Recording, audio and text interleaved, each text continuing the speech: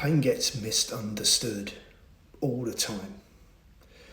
Most people feel pain and instantly think something has to have gone wrong.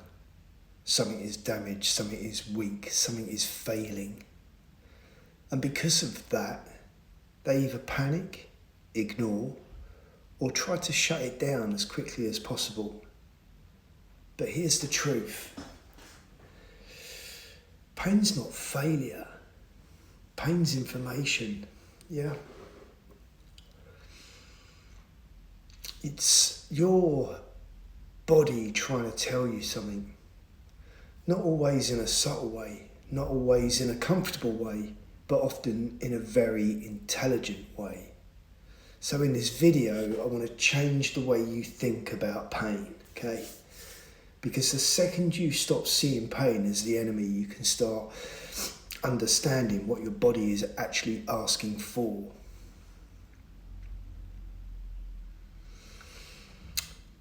And that's where the real recovery begins, yeah?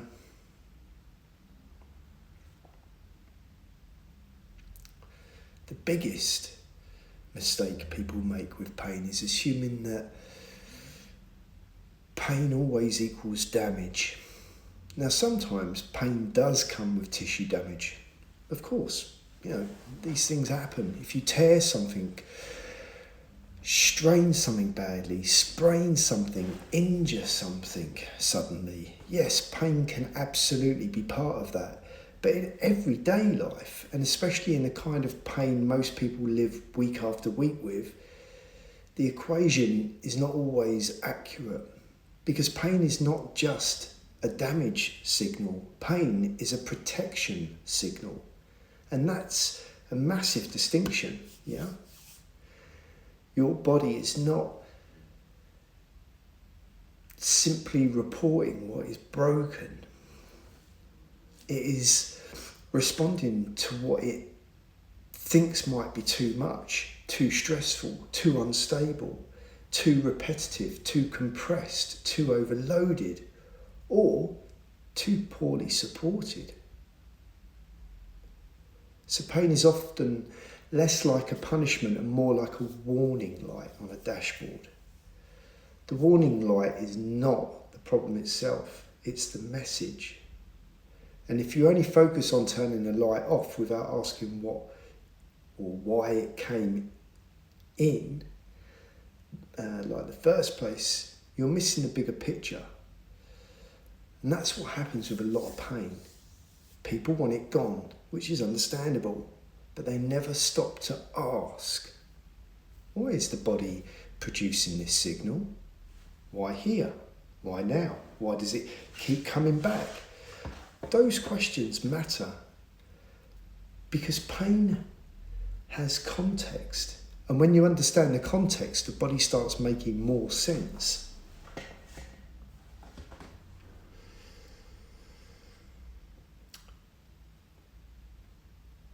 Most pain doesn't appear just out of nowhere.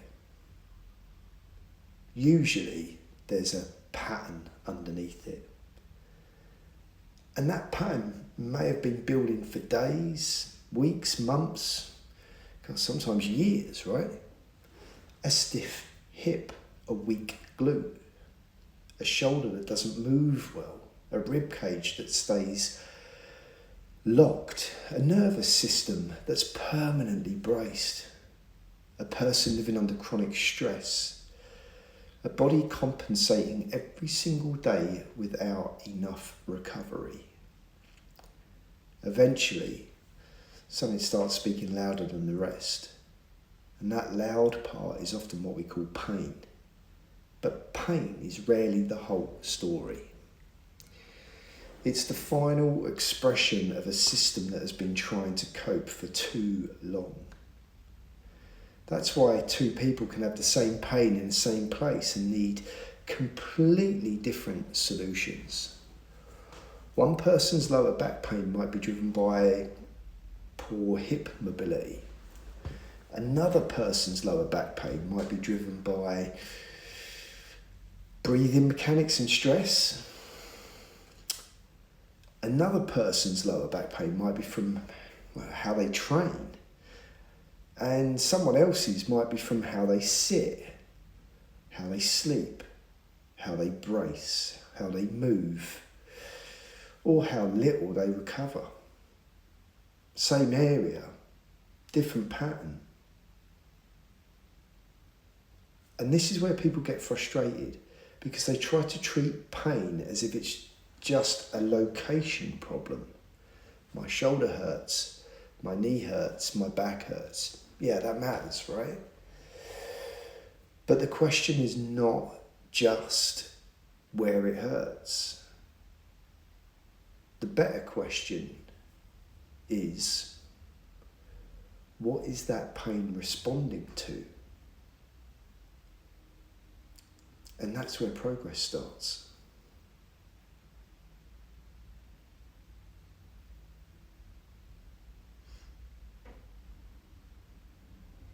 So,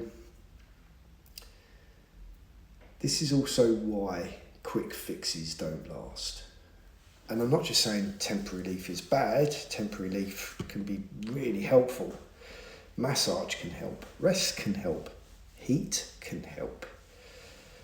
Stretching can help. And there's various other modalities out there that can help. But if the reason the pain exists never changes, the pain often comes back. And that's where people get trapped. They start thinking, why does this keep returning? Why does treatment only last a few days? Why am I doing all the right things but still feeling it again? Usually it's because the symptom got attention but the system did not. And that's the difference. If you reduce the pain for a few days, but the person goes straight back into the same movement pattern, same tension pattern, same stress pattern, same training error, same work setup, same lack of recovery, then the body often has no reason to change the signal long term. Because from the body's perspective, the underlying issue is still there. And this is such an important point. Relief and resolution are not always the same thing. Relief is valuable, but resolution usually requires change.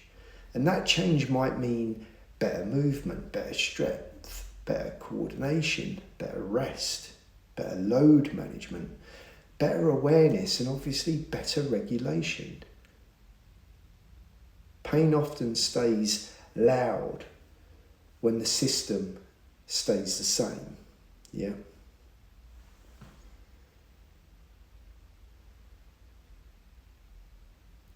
One of the things I wish more people understood is that the body is incredibly intelligent. It is not randomly betraying you.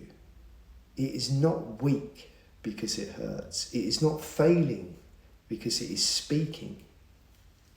In many cases, pain is the body doing its best to protect you with the tools it has available, right? That doesn't mean pain is always accurate, and it doesn't mean every pain signal means danger. But it does mean the body has a reason for producing it. Maybe it doesn't trust the position. Maybe it doesn't trust the load. Maybe it doesn't trust the speed or the stability. Maybe the tissues are overloaded. Maybe recovery is too low. Maybe stress is amplifying the whole thing. But whatever the reason is, the body is responding. And once you start respecting that, instead of fighting it blindly, you can work with the body instead of against it. That's a huge mindset shift. Because the old mindset says, how do I shut this down? The better mindset says, what is this trying to tell me? And you know, that question changes everything. Because once you ask that, you stop seeing pain as a personal failure. You start seeing it as feedback. And feedback is useful, yeah? Feedback gives you direction. Feedback tells you where to look.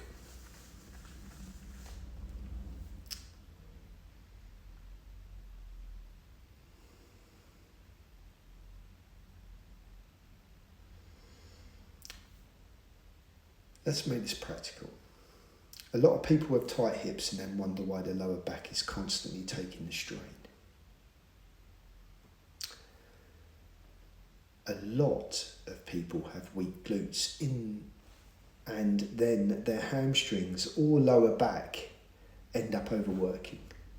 A lot of people have poor shoulder mechanics, stiff thoracic spine movement, or bad desk posture, and then wonder why their neck and traps are permanently tight. A lot of people train hard, but they don't recover well, don't move well, and don't regulate stress well. And then their body starts talking louder and louder. And that pain isn't random. It's part of a chain. And if you only attack the end of the chain, but never address what's feeding it, you stay stuck in this cycle. And that cycle looks like this.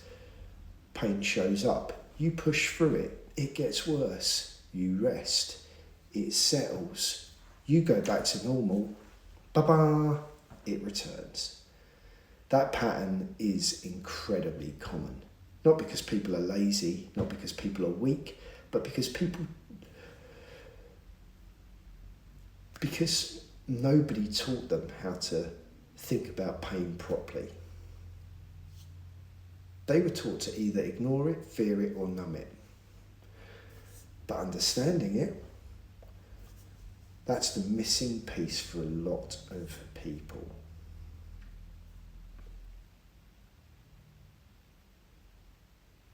So what do you do instead? You start getting curious. Not dramatic, not fearful, not obsessive, just curious. You ask better questions.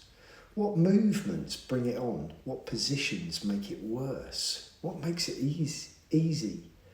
When did it start? What changed around that time? What else in the body might be involved? Am I under-recovered? Am I overloaded?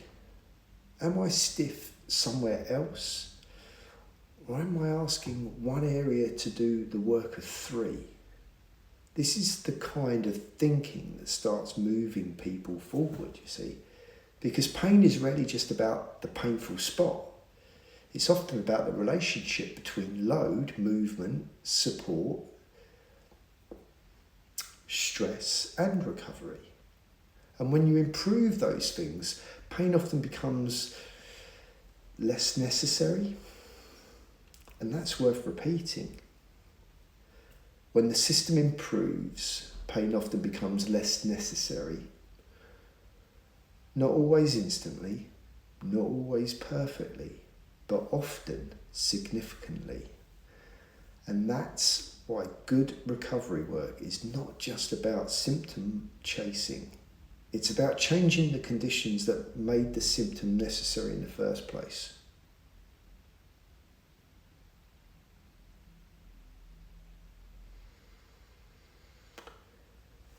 This is why mindset matters so much. If someone believes pain means they're broken, they move with fear. If someone believes pain means they failed, they lose confidence. And if someone believes pain means the body can't be trusted, they become disconnected from it.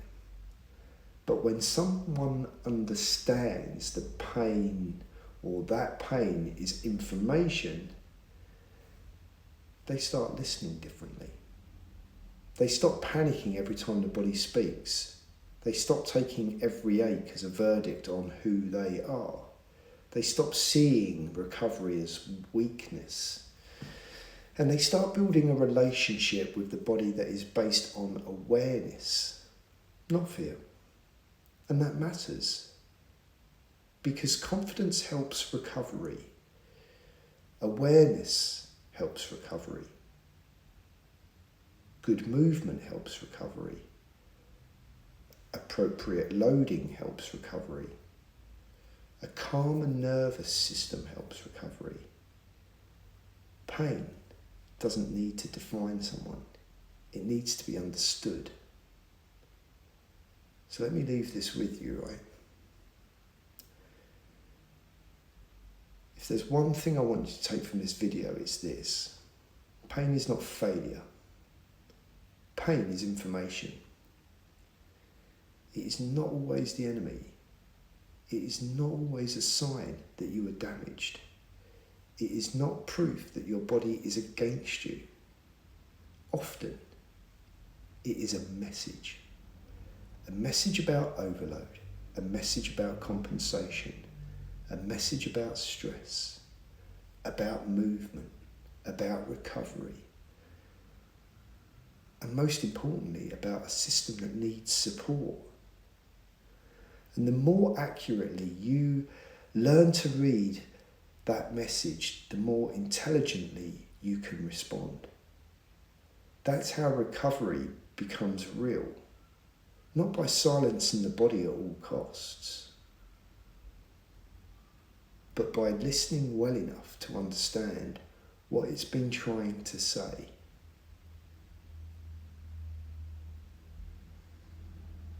If this landed with you, the next video in this series goes deeper. Why pain keeps coming back. Because for a lot of people, that's the real frustration. Not just pain itself, but the fact that it returns. So in part 2, we'll break down exactly why that happens. And if this helps you, drop me a comment. Let me know what pain pattern you've been dealing with most. Be well, be safe.